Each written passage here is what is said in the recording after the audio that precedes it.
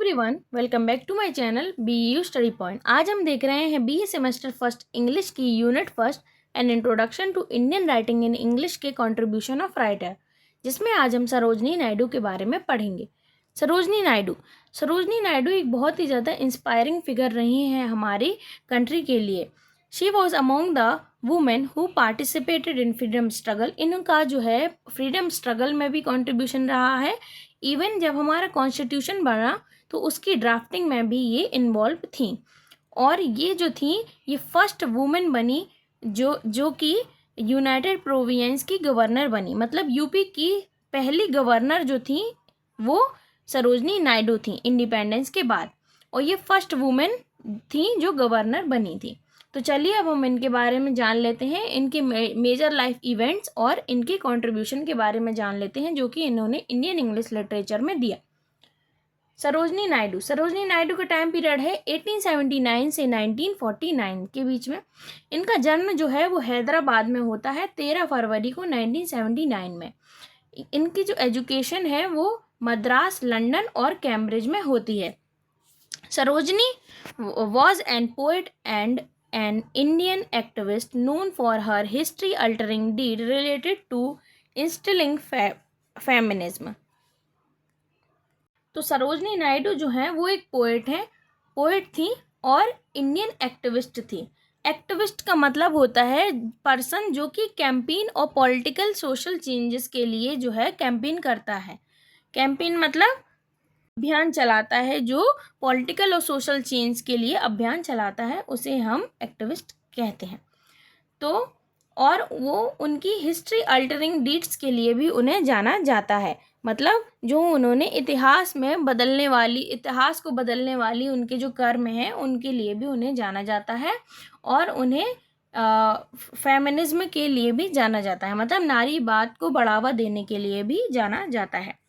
She also played an important role in Indian independence movement, और उन्हें Indian independence movement में भी उनका जो है काफ़ी बड़ा रोल रहा है। She was a Bengali and has a beautiful skill of writing poem। वो एक बंगाली थी और उनके पास बहुत ही अच्छी स्किल थी पोएम लिखने की, और वो बहुत ही अच्छी पोएम्स जो हैं वो लिखा करती थी। She had grown up in a very forward environment। वो जो है एक बहुत ही ज़्यादा फॉरवर्ड या फिर मॉडर्न इन्वायरमेंट में जो है वो बड़ी हुई हैं, और यही रीज़न रहा है कि वो इक्वलिटी और जस्टिस में जो है वो बिलीव करती हैं। सभी के लिए इक्वलिटी और जस्टिस में वो बिलीव करती हैं। She took a step ahead and formed a women Indian association, और वो वुमेन इंडियन एसोसिएशन की भी स्थापना करती हैं। She also took part in salt march 1930। The British police arrested the protester and she was one of them। और वो salt march में भी जो है पार्टिसिपेट करती हैं, और जब ब्रिटिश पुलिस अरेस्ट करती है प्रोटेस्टर्स को, वो उनमें से एक होती हैं। वो एक्सीलेंट बुक्स और पोइट्री लिखती हैं। जो सरोजनी नायडू हैं वो बहुत ही अच्छी बुक्स एंड पोइट्रीज जो हैं लिखा करती हैं, और वो बहुत ही अच्छी राइटर भी हैं। When she was in school, she wrote a Persian play named मेहर मुनीर। और जब वो अपनी स्कूलिंग कर रही होती हैं उसी समय में वो अपना एक प्ले लिखती हैं जिसका नाम वो रखती हैं मेहर मुनीर, और 1905 में वो अपनी फर्स्ट पोएट्री कलेक्शंस को जो है वो पब्लिश करती हैं जिसका नाम होता है golden threshold, the golden threshold. She was a remarkable poetess who is known for know how to write poem for all.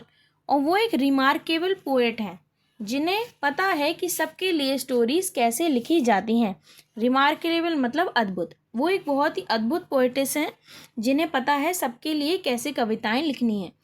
She also instilled patriotism with her critical poem, और उन्होंने जो है देशभक्ति की भावना को भी बढ़ावा दिया है अपनी क्रिटिकल पोएम्स के द्वारा। मतलब जो उन्होंने गंभीर पोएम लिखी हैं इंडिपेंडेंस स्ट्रगल के लिए, मतलब या फिर देशभक्ति की भावना को बढ़ाने के लिए, वो भी काफ़ी फेमस रही हैं। Her tragic and comedic poems also have immense significance in Indian literature। और उनकी दुखद और हंसी मजाक वाली जो पोएम्स हैं उनका भी काफ़ी बड़ा जो है सिग्निफिकेंस रहा है या कंट्रीब्यूशन रहा है, महत्व रहा है, अत्यधिक महत्व रहा है इंडियन लिटरेचर में। Her poem collection named the bird of time, कुछ उनकी पोएम है, उनके नाम है the bird of time, song of life, death and spring, ये पब्लिश हुई थी 1912 में। One of her immortal creation, उनकी एक अमर क्रिएशन है जो सबसे ज़्यादा लोगों द्वारा पढ़ी गई और बहुत ही ज़्यादा फेमस हुई, वो है इन द बाज़ार ऑफ हैदराबाद, जिसमें वो हैदराबाद के बाज़ार को इतनी अच्छी तरीके से अपनी कविता में पोर्ट्रेट करती हैं, उसे दर्शाती हैं कि एकदम ऐसा लगता है कि जो हैदराबाद के बाज़ार हैं उसका दृश्य जो है आंखों के सामने आ गया हो। She painted a beautiful image of bazaar in just with her words, उन्होंने बहुत ही अच्छा वर्णन किया है हैदराबाद के बाज़ार का अपनी इस पोएम में, in the bazaar of Hyderabad. She died on 2 March 1949 due to cardiac arrest in Lucknow, और वो 2 मार्च को 1949 में उनकी मृत्यु हो जाती है कार्डियक अरेस्ट के कारण। कार्डियक अरेस्ट का मतलब होता है दिल की धड़कन रुकना, दिल की धड़कन रुकने के कारण उनकी जो है मृत्यु हो जाती है लखनऊ में। After her that her daughter published her last book, और उनकी मृत्यु के बाद उनकी जो बेटी होती है वो उनकी लास्ट बुक को जो है पब्लिश कराती है, जिसका नाम है the feather of dawn in her memory, उनकी याद में जो है वो उनकी लास्ट बुक को पब्लिश करवाती हैं, the feather of dawn. Her indomitable spirit to establish women right gave her, उनकी जो इंडोमिटेबल स्पिरिट थी मतलब अनडिफीटेबल, जो मतलब जिसे कोई हरा नहीं सकता था, वुमेन राइट को एस्टैब्लिश करने की उनकी जो अनडिफीटेबल जो स्पिरिट थी वुमेन राइट्स को एस्टैब्लिश करने की, वह उन्हें नाम दिलाती है as a nightingale of India, वह उन्हें नाम दिलाती है as a nightingale of India. जो उनकी स्पिरिट होती है वुमेन राइट्स को एस्टैब्लिश करने की, वह उन्हें नाम दिलाती है as a nightingale of India. हमें जीके में भी ये क्वेश्चन पूछा जाता है कि नाइटिंगेल ऑफ इंडिया किसे कहा जाता है, तो सरोजनी नायडू को जो है नाइटिंगेल ऑफ इंडिया कहा जाता है। तो ये वीडियो हमारी यहीं तक थी। अगर आपको ये वीडियो पसंद आया है तो प्लीज़ इसे लाइक, शेयर और इस चैनल को सब्सक्राइब ज़रूर कीजिएगा। मैं ऐसे ही आगे और भी जो राइटर्स बचे हैं उनके भी वीडियोस जल्दी से जल्दी ला के कंप्लीट करा दूँगी, और आपके कोर्स को भी मैं जल्दी से जल्दी ख़त्म कराने की पूरी कोशिश करूँगी। तो अगर आपको ये वीडियो पसंद आया है तो प्लीज़ इस चैनल को सब्सक्राइब ज़रूर कीजिए, वीडियो पर लाइक कीजिए, अच्छे अच्छे कमेंट कीजिए। और ये वीडियो यहीं तक थी। अब मैं आपसे नेक्स्ट वीडियो में मिलूँगी। Thank you for watching.